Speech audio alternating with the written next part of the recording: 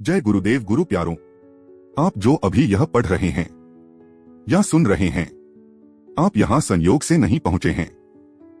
कोई प्रश्न था जो भीतर धीरे धीरे आकार ले रहा था। उसी प्रश्न ने आपको यहां तक पहुंचाया है। और वह प्रश्न बहुत साधारण है, लेकिन बहुत गहरा है। परमात्मा क्या है? मनुष्य ने जब पहली बार अपने चारों ओर देखा होगा तो उसे दो चीजें साफ दिखाई दी होंगी, जन्म और मृत्यु। एक तरफ जीवन का प्रवाह, दूसरी तरफ उसका अंत। इन दोनों के बीच मनुष्य खड़ा रह गया, डरा हुआ, जिज्ञासु, असहाय। तभी मन में एक भाव उठा होगा, क्या मैं अकेला हूं? क्या इस जीवन के पीछे कोई अर्थ है? क्या कोई है जो यह सब चला रहा है? यहीं से परमात्मा का विचार जन्मा। ध्यान दीजिए, परमात्मा का नहीं, परमात्मा के विचार का। क्योंकि परमात्मा मनुष्य की कल्पना से पहले भी था और कल्पना के बाद भी रहेगा। मनुष्य ने अपनी सुविधा के लिए उसे नाम दिया, रूप दिया, कहानी दी। लेकिन परमात्मा कहानी नहीं है, वह अनुभव है। अब जरा अपने भीतर झांकिए। जब आप कोई गलत काम करने ही वाले होते हैं और भीतर से एक हल्की सी आवाज कहती है, यह मत करो, तो वह आवाज कौन है? जब आप किसी का दर्द देखते हैं और बिना किसी स्वार्थ के आंखें नम हो जाती हैं, तो वह संवेदना कहां से आती है? वह न तो समाज सिखाता है, न किताबें, न डर। वह भीतर से उठती है। उसी भीतर की गहराई को परमात्मा कहा गया। पर मनुष्य की आदत है कि जो चीज भीतर होती है उसे बाहर ढूंढने लगता है। इसलिए मंदिर बने, इसलिए मूर्तियां बनी, इसलिए नियम बने। यह सब गलत नहीं है। गलत तब होता है जब मनुष्य यही समझ ले कि परमात्मा बस यहीं तक सीमित है। परमात्मा न पत्थर में कैद होता है, न दीवारों में, न शब्दों में। परमात्मा चेतना है।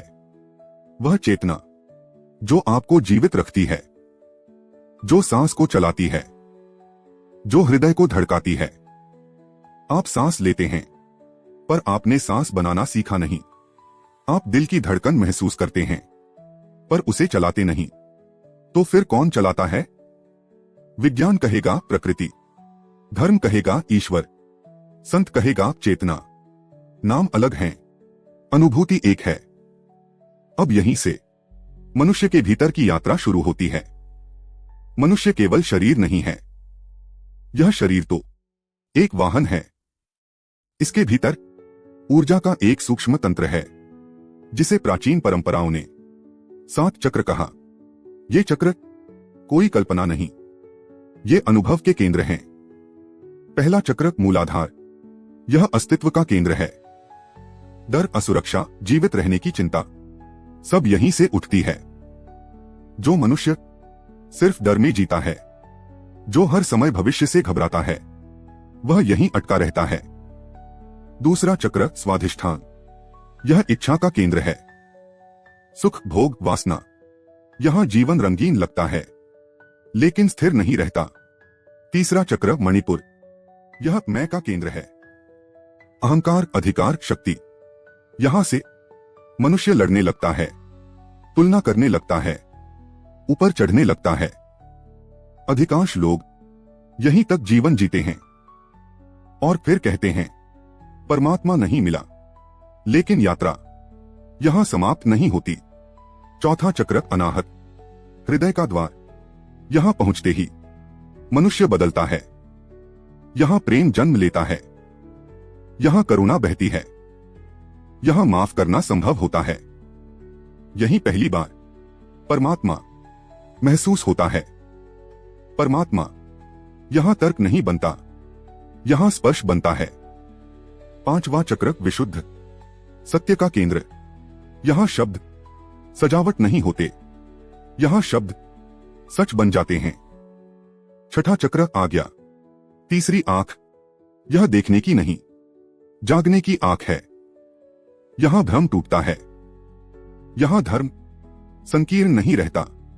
और अंत में 7वां चक्र सहस्रार, यहाँ मैं समाप्त हो जाता है। यहाँ परमात्मा मिलता नहीं, यहाँ केवल वही बचता है। अब प्रश्न उठता है, यह यात्रा कैसे शुरू हो? उत्तर सरल है, ध्यान। ध्यान कोई चमत्कार नहीं, ध्यान ईमानदारी है। अपने आप से कुछ देर सच में मिलने का साहस। जब मन शांत होता है, जब सांस गहरी होती है, तो चक्र स्वतः जागृत होने लगते हैं।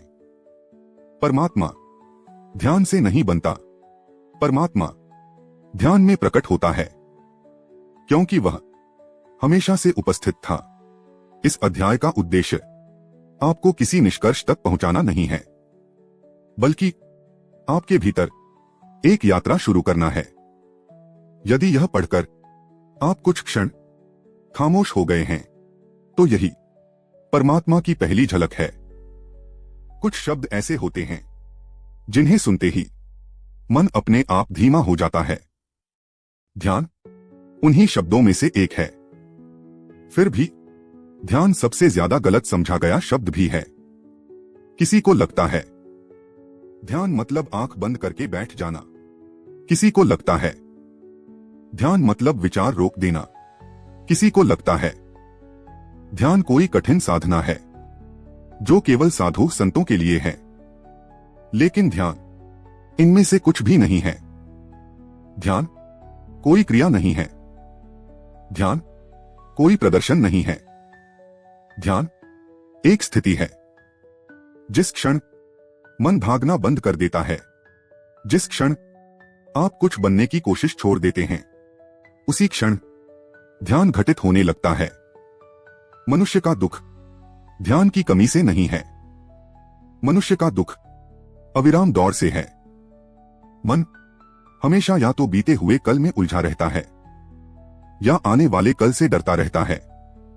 वर्तमान में मन बहुत कम ठहरता है, और जहां मन नहीं ठहरता वहां शांति कैसे टिके? ध्यान मन को मारने का नाम नहीं है, ध्यान मन को देखने का नाम है। जब आप अपने विचारों को बिना जज किए देखते हैं, बिना रोके देखते हैं, तो विचार अपने आप धीमे होने लगते हैं। और जैसे ही विचार धीमे होते हैं, श्वास गहरी होने लगती है। श्वास और मन एक दूसरे से जुड़े हुए हैं। जब मन अशांत होता है तो श्वास तेज होती है। जब श्वास शांत होती है तो मन भी शांत होने लगता है। इसलिए ध्यान की शुरुआत किसी मंत्र से नहीं, किसी विधि से नहीं, बल्कि श्वास से होती है। बस श्वास को देखना, कोई नियंत्रण नहीं, कोई बदलाव नहीं, सिर्फ देखना। यह देखने की क्रिया धीरे धीरे मनुष्य को भीतर की ओर मोड़ देती है, और यहीं से वह यात्रा शुरू होती है जिसका संकेत अध्याय 1 में मिला था। मनुष्य के भीतर ऊर्जा के जो केंद्र हैं, वे ध्यान के बिना सिर्फ संभावना बने रहते हैं। ध्यान उन संभावनाओं को जागृत करता है। जब मनुष्य ध्यान में स्थिर बैठता है तो सबसे पहले नीचे की बेचैनी दिखाई देती है। शरीर हिलना चाहता है, मन उठकर भागना चाहता है। यह कोई समस्या नहीं है, यह संकेत है कि मन पहली बार रुकने की कोशिश कर रहा है। यही मूलाधार चक्र सक्रिय होता है। डर, असुरक्षा, मैं सुरक्षित हूं या नहीं, ये भाव सामने आने लगते हैं। ध्यान में इनसे लड़ना नहीं है, इन्हें देखना है। जैसे ही डर को देखा जाता है, उसकी पकड़ ढीली पड़ने लगती है। फिर ध्यान स्वाधिष्ठान की ओर बढ़ता है। यहां इच्छाएं सामने आती हैं, यादें, आकर्षण, सुख की चाह। ध्यान का काम इन्हें दबाना नहीं, इन्हें पहचानना है। जो पहचान लिया जाता है वह नियंत्रित होने लगता है। फिर मणिपुर चक्र, यह सबसे कठिन पड़ाव है। यहां अहंकार बोलता है, मैं सही हूं, मुझे साबित करना है, मुझे आगे बढ़ना है। ध्यान में यह अहंकार खुद को दिखाने लगता है, और यही उसके टूटने की शुरुआत है। जब मनुष्य अपने अहंकार को देख पाता है तो वह उसका गुलाम नहीं रहता। जैसे जैसे ध्यान गहरा होता है, चेतना हृदय की ओर बढ़ती है। अनाहत चक्र यह वह स्थान है जहां ध्यान शांत अभ्यास नहीं रहता, अनुभूति बन जाता है। यहां मनुष्य को अकारण शांति महसूस होती है। कभी कभी आंखें नम हो जाती हैं, बिना किसी दुख के। यह करुणा है, यह प्रेम है। यही परमात्मा महसूस होता है। कोई रूप नहीं, कोई नाम नहीं, बस एक गहरी स्वीकृति। ध्यान में जब मनुष्य यहां तक पहुंचता है तो बोलने की आवश्यकता कम होने लगती है। विशुद्ध चक्र स्वतः सक्रिय होता है। झूठ भारी लगने लगता है, सच हल्का लगता है। यह नैतिकता नहीं है, यह स्वाभाविकता है। इसके बाद आज्ञा चक्र। यहां देखना बदल जाता है। दुनिया वही रहती है, लेकिन दृष्टि बदल जाती है। जो पहले विरोधी लगते थे वे भी अपनी यात्रा में लगे हुए मनुष्य दिखने लगते हैं। और अंततः सहस्रार यह कोई अनुभव नहीं जिसे शब्दों में बांधा जा सके। यहां ध्यान समाप्त हो जाता है और जो बचता है वही होता है। यह कहना कि ध्यान से परमात्मा मिलता है पूरी बात नहीं है। सच यह है कि ध्यान से परमात्मा की बाधाएं हटती हैं, जैसे बादल हटते हैं और आकाश दिखता है। आकाश बादलों से बनता नहीं, वह पहले से होता है। उसी तरह परमात्मा ध्यान से पैदा नहीं होता, वह ध्यान में प्रकट होता है। इस अध्याय का उद्देश्य किसी विधि को सिखाना नहीं है, बल्कि एक समझ देना है। ध्यान कोई लक्ष्य नहीं, ध्यान एक मित्र है जो आपको आपसे मिलवाता है। यदि इस अध्याय को सुनते या पढ़ते समय आपके भीतर कुछ क्षण शांति आई हो तो वही ध्यान की पहली दस्तक है। मनुष्य के जीवन में भोजन केवल पेट भरने का साधन नहीं है। भोजन स्मृति है, संस्कार है, आदत है और कई बार पहचान भी। इसीलिए जब भोजन की बात आती है तो चर्चा केवल स्वाद तक सीमित नहीं रहती, वह धर्म, पाप और पुण्य तक पहुंच जाती है। अक्सर प्रश्न उठता है, क्या वेज खाना चाहिए या नॉनवेज? क्या नॉनवेज खाने से चेतना गिरती है? और क्या वेज खाने से मनुष्य अपने आप शुद्ध हो जाता है? लेकिन यह प्रश्न जितना सीधा दिखता है, असल में उतना है नहीं। मनुष्य का शरीर प्रकृति से बना है और प्रकृति में वेज और नॉनवेज जैसा कोई विभाजन नहीं है। वृक्ष मिट्टी से पोषण लेते हैं, पशु वृक्षों से और मनुष्य दोनों से। प्रकृति कहीं भी यह नहीं कहती कि यह पवित्र है और यह अपवित्र। यह विभाजन मनुष्य के मन ने बनाया है। भोजन का प्रभाव शरीर पर पड़ता है, यह सत्य है। भारी भोजन शरीर को सुस्त करता है, हल्का भोजन शरीर को सरल बनाता है। लेकिन चेतना सिर्फ थाली से तय नहीं होती। यदि ऐसा होता तो दुनिया का हर वेज व्यक्ति शांत होता और हर नॉनवेज व्यक्ति हिंसक। पर जीवन इसका उल्टा प्रमाण देता है। असल प्रश्न भोजन का नहीं, सचेतता का है। आप क्या खा रहे हैं, इससे ज्यादा महत्वपूर्ण है आप कैसे खा रहे हैं। क्रोध में खाया गया वेज भोजन भी मन को भारी बना सकता है और कृतज्ञता से खाया गया साधारण भोजन मन को शांत कर सकता है। भोजन तभी बोझ बनता है जब वह असंयम से लिया जाए, और भोजन तभी साधना बनता है जब वह सचेत होकर लिया जाए। चेतना ऊपर उठती है जब मनुष्य भूख और लालच में फर्क समझने लगता है, जब वह स्वाद के पीछे नहीं संतुलन के साथ जीने लगता है। कुछ लोग नॉनवेज छोड़ते हैं और अहंकार पकड़ लेते हैं, कुछ लोग वेज खाते हैं और करुणा भूल जाते हैं। पर चेतना अहंकार में नहीं बढ़ती, वह करुणा में बढ़ती है। इसलिए प्रश्न यह नहीं होना चाहिए कि वेज या नॉन वेज। प्रश्न यह होना चाहिए, क्या मैं अपने शरीर और मन के प्रति ईमानदार हूं? जो भोजन आपको हिंसक बनाता है, वह चाहे वेज हो या नॉन वेज, आपको नीचे खींचेगा, और जो भोजन आपको शांत करता है, वह आपको भीतर की ओर ले जाएगा।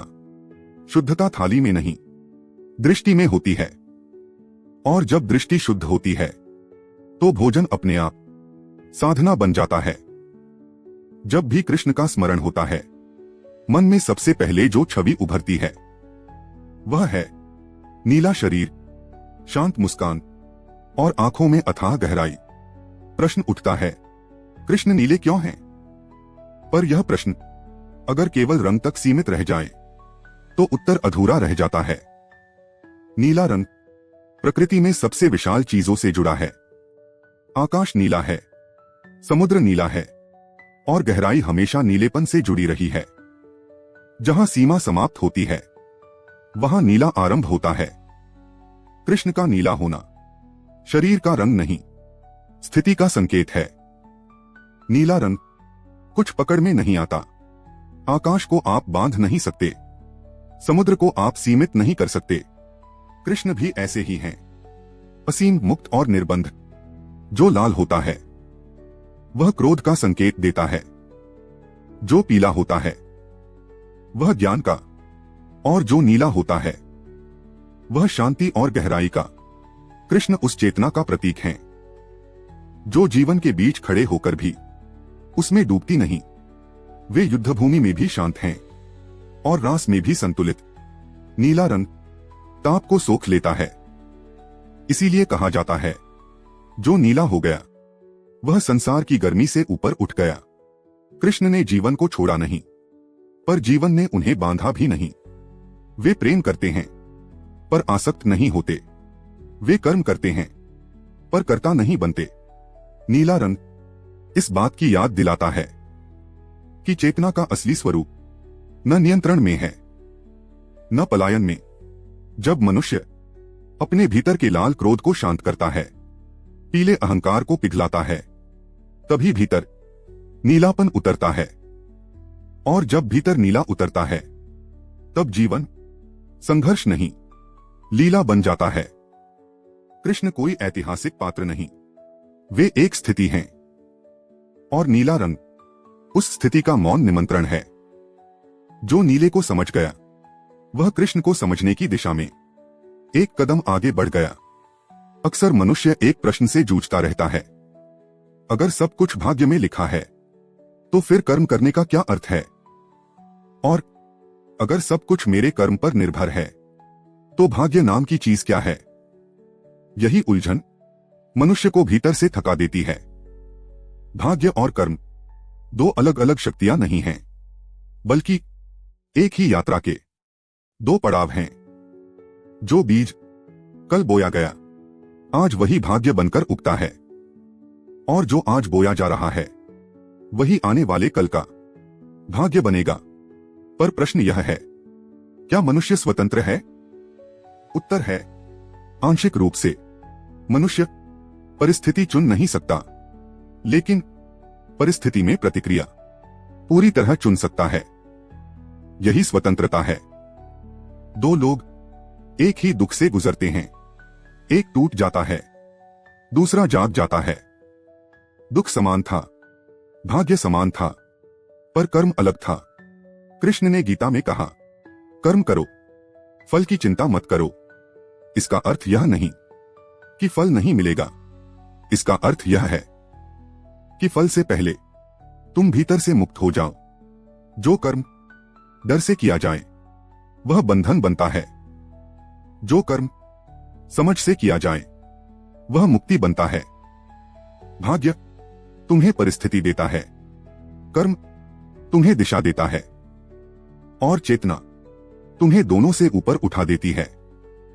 जब मनुष्य अपने कर्म को सिर्फ परिणाम से जोड़ता है तो हर असफलता उसे तोड़ देती है, लेकिन जब कर्म साधना बन जाता है तो असफलता भी शिक्षा बन जाती है। मेडिटेशन यहीं से शुरू होता है। ध्यान में बैठकर जब तुम अपने विचारों को देखना सीखते हो तो समझ आता है, मैं विचार नहीं हूं, मैं परिस्थिति नहीं हूं, मैं प्रतिक्रिया भी नहीं हूं, मैं वह हूं जो इन सबको देख रहा है। यहीं से कर्म का बोझ हल्का होता है और भाग्य की जकड़न ढीली पड़ती है। जिस दिन मनुष्य कर्ता होने का अहं छोड़ देता है, उसी दिन वह स्वतंत्र होना शुरू करता है। कर्म चलता रहता है, भाग्य बनता रहता है, लेकिन भीतर शांति उतरने लगती है। और यही परमात्मा की ओर पहला वास्तविक कदम है।